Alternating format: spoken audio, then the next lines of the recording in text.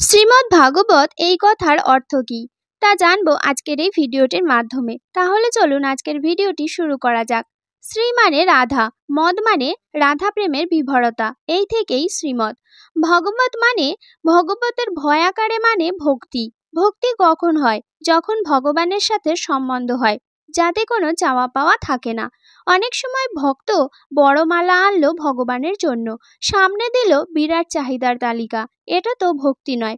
একজন বৈষ্ণবকে একজন ভক্ত প্রশ্ন করল, ভক্তি কোথা থেকে শুরু হয়? বৈষ্ণব বললেন, তোমার ঘরে কয়জন সদস্য? ভক্ত বললেন, আমি, আমার স্ত্রী, ছেলে আর মেয়ে। বৈষ্ণব বললেন, কেন, গোপাল কোথায়? যখন তোমার ঘরে সদস্য 4 জন না হয়ে 5 জন হবে, সেই দিন তোমার ভক্তি শুরু হবে। কিছু কিনলে গোপালের জন্য কিছু কিনবে, ছেলের জন্মদিনে ওকেও কিছু দেবে, সবার জন্য নতুন জামা আনলে ওর জন্যও নতুন জামা আনবে। এটাই প্রেম, ভগবানকে নিজের করে নেওয়া, এটাই ভক্তি। গোপীদের মাখনে কি ছিল যা তোমার মাখনে নেই? তুমি বলতে পারো স্বাদে ভালো ছিল, তা নয়, মাখনে ছিল প্রেম। গ মানে জ্ঞান। জ্ঞান মানে কোনো লেখাপড়ার জ্ঞান নয়, জ্ঞান মানে আত্মপরিচয়। আমি কে? আমি কৃষ্ণের নিত্যদাস, এটাই হলো মূল জ্ঞান। একবার সিদ্ধার্থ মানে গৌতম বুদ্ধ যাচ্ছেন রথে করে। এক খুবই জরাজীর্ণ বৃদ্ধকে দেখে বলল, সারথি, এ কে? কেমন যেন দেখতে। সারথি বলল, রাজকুমার, এটা বৃদ্ধ অবস্থা, যে অবস্থায় আমরা একদিন সবাই আসব। যেতে যেতে এক মৃতদেহকে দেখে সারথি বলল, এটা হলো জীবনের চিরন্তন সত্য। সিদ্ধার্থ বললেন, আমি কে তা এখনো খোঁজা হলো না। খুঁজতে গিয়ে সিদ্ধার্থ হয়ে গেল গৌতম বুদ্ধ। ব মানে বৈরাগ্য।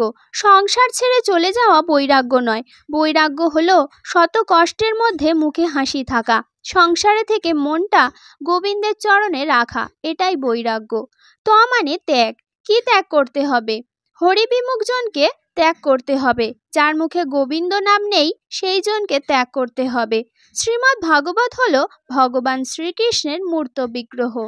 মানুষ পৃথিবীর মতো বিভিন্ন গ্রহে পুণ্যকর্ম করে মৃত্যুর পর আরেক লোকে যেতে হয়, আবার পুণ্য ক্ষয় বা ভোগ করে সেখানেই ফিরে আসতে হয়।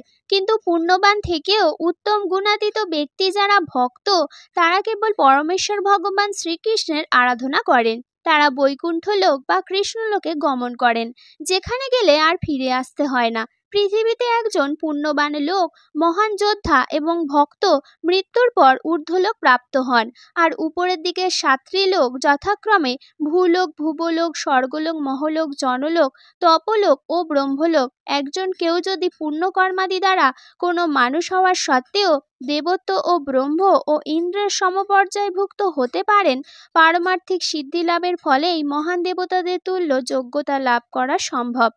আত্ম উপলব্ধির ফলে মুক্ত মানুষ শরীর ভৌতিক প্রভাব থেকে মুক্ত হন এবং তার ফলে তার দেহ চিন্ময়ত্ব লাভ করেন। ঠিক যেমন আগুনের সংযোগে লোহাও উত্তপ্ত হয়ে আগুনের মতো লাল হয়ে যায়। তাই পূর্ণরূপে উপলব্ধ আত্মার দেহকে কখনো জড় বলে মনে করা হয় না।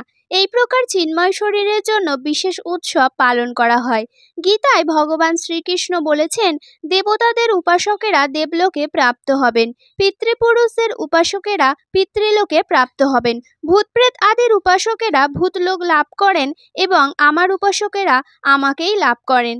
কলিযুগে বুদ্ধিমান মানুষ ভগবান শ্রীকৃষ্ণের অপ্রাকৃত প্রেমময় সেবায় নিয়োজিত হয়ে ভগবানের নাম, রূপ, লীলা শ্রবণ ও কীর্তন করে কৃষ্ণ ভাবনায় যুক্ত থাকেন এবং নিরন্তর ভগবানের নাম জপ ও কীর্তন করেন। ভগবান শ্রীকৃষ্ণের ভক্ত কখনো স্বর্গ আদি বা ঊর্ধ্বলোক কামনা করেন না। তারা শুধু শ্রীকৃষ্ণের সান্নিধ্য লাভ ও কৃষ্ণ প্রেম লাভ করার জন্য নিরন্তর ভগবানের সেবায় যুক্ত থেকে নিঃসন্দেহে বৈকুণ্ঠলোক বা কৃষ্ণলোক প্রাপ্ত হন। ভগবান কে? শ্রীকৃষ্ণই হচ্ছেন ভগবান, যার থেকে সমস্ত বিশ্বব্রহ্মাণ্ড সৃষ্টি হয়েছে, যিনি সমস্ত বিশ্বব্রহ্মাণ্ডের পালন করেন এবং সংহারের কারণ হন, তিনিই হচ্ছেন ভগবান। ভগবান শব্দের অর্থ কি? যাহার মধ্যে সমগ্র ঐশ্বর্য, বীর্য, যশ, শ্রী, জ্ঞান ও বৈরাগ্য, এই 6টি গুণ পূর্ণমাত্রায় বর্তমান, তাকে বলা হয় ভগবান। ভগবান সাকার না নিরাকার? ভগবান সাকার, তার রূপ রয়েছে, তবে তা জড় নয়, অপ্রাকৃত। শ্রীকৃষ্ণ হচ্ছেন সচিদানন্দ বিগ্রহ। বিগ্রহ। তিনি নিত্য জ্ঞান ও আনন্দময় মূর্তি বিশিষ্ট। সৎ পথে চললে, সৎভাবে জীবনযাপন করলে, জীব সেবা করলেই মুক্তি, এ কথাটা অনেকেই বলে থাকেন। তারা জন্ম মৃত্যু চক্রে ঘুরপাক খেতে হবে জেনেও এই জীবনে সুখে থাকাই পরম পাওয়া মনে করে। জড়জাগতিক সুখ স্বাচ্ছন্দ্যময় জীবনযাপন করায় কোনো ক্ষতি নেই, কিন্তু সেই সঙ্গে জানতে হবে শ্রীকৃষ্ণকে কিভাবে ভালোবাসা যায়। কোনো পাপ না করে শুধু জীব সেবার মাধ্যমে মানুষ কিছুদিনের জন্য স্বর্গসুখ ভোগ করতে স্বর্গলোকে যেতে পারে, কিন্তু জীব সেবারও পুণ্য শেষ হয়ে গেলে আবার এই মর্তলোকে আসতে হবে, অর্থাৎ মুক্তি হয় না। সেই কথা ভগবদ্গীতায় বলা হয়েছে, ক্ষীণে পুণ্যে মর্তলোকং বিশন্তি। গোবিন্দের কৃপা ছাড়া মায়াবদ্ধ জীবের মুক্তি নাই। গোবিন্দের কৃপা সকলের প্রতি তিনভাবে পরিলক্ষিত হয় এবং তা নির্ভর করে জীবের আচার আচরণের উপর।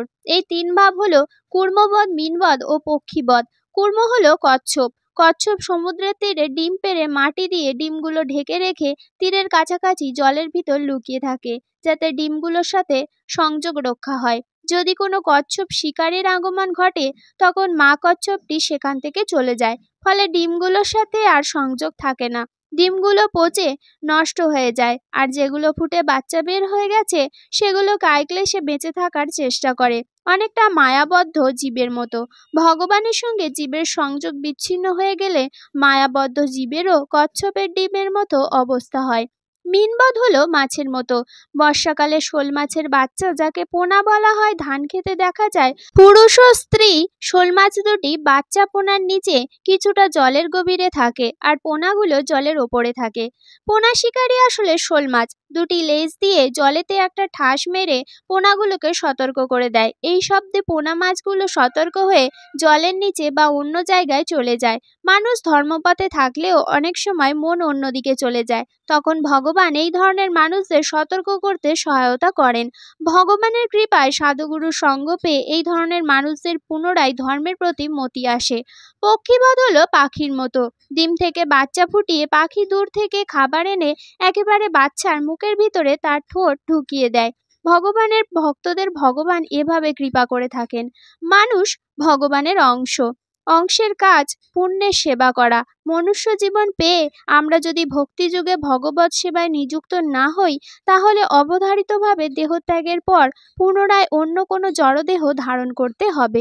এইভাবে জন্ম মৃত্যুর জগতে পড়ে থাকতে হবে। ভগবান অত্যন্ত দয়ালু, তাই পাপ আচ্ছন্ন কলিকালে যুগ ধর্ম হরিনাম সংকীর্তন করার সহজ পন্থা দিয়েছেন। সেবা হলো হরিনাম সংকীর্তন। ভক্তিযুক্ত মানসিকতায় যেভাবে মৃত্যু হোক না কেন তার সদ্গতি লাভ হয়ে থাকে। কলিহত জীবের হরিনাম ছাড়া মুক্তি নাই। পাপী তাপী যত ছিল হরিনামে উদ্ধারিল, সাক্ষী তার জগায় মাধায়। শ্রী ভক্তি সিদ্ধান্ত সরস্বতী গোস্বামী বলেছেন, কেউ যদি কৃষ্ণ নাম বা কৃষ্ণ কথা না শুনতে চায়, তবু কৃষ্ণ কথা কীর্তন করতে হবে। চার দেয়াল শুনবে, তাতেও কাজ হবে। কৃষ্ণ কথা কৃষ্ণ চিন্তা কখনো বিফলে যায় না। শ্রীমদ্ ভাগবত প্রবক্তা শ্রীল সুখদেব গোস্বামী বলেছেন, যেসব মানুষের মনুষ্যবোধ নেই, অর্থাৎ যারা পশুর মতো আচরণ করে, তারা কৃষ্ণ কথা শুনবে না। তারা শুনবে যেসব মানুষ ওই পশুদের মতো, তাদের কথা। ভক্তদের শ্রীকৃষ্ণ চৈতন্য মহাপ্রভুর যারে দেখো তারে কহ কৃষ্ণ উপদেশ, এই নির্দেশ মেনে চলতে হবে। তাহলে ঐকান্তিক ভক্তদের লক্ষ্য করে সমাজের মানুষেরা কৃষ্ণ পথে এগিয়ে আসবে এবং মহাপ্রভুর কৃপা লাভ করবে।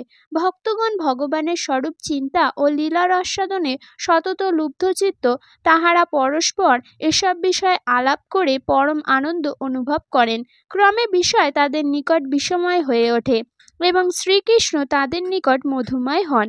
শ্রী চৈতন্য লীলা প্রসঙ্গে বলা হয়েছে, আপনি আচরি ধর্ম লোকেরে শিখায়। বস্তুত কৃষ্ণ কথার কি মাধুর্য! মচ্চিত্ত ও মদগত প্রাণ হওয়া কাকে বলে তা ভক্তভাবে একমাত্র মহাপ্রভুই মানুষকে শিক্ষা দিয়েছেন। যিনি ভগবান শ্রীকৃষ্ণের শরণাগত হবেন, তার সমস্ত পাপ থেকে পরম নিয়ন্তা শ্রীকৃষ্ণ তাকে উদ্ধার করবেন। গোবিন্দের কাছে সবাই সমান। জীবের স্বাতন্ত্র্যবোধ আছে বলেই যে যেভাবে কৃপা পেতে চায়, গোবিন্দ তাকে সেভাবেই কৃপা করে থাকেন।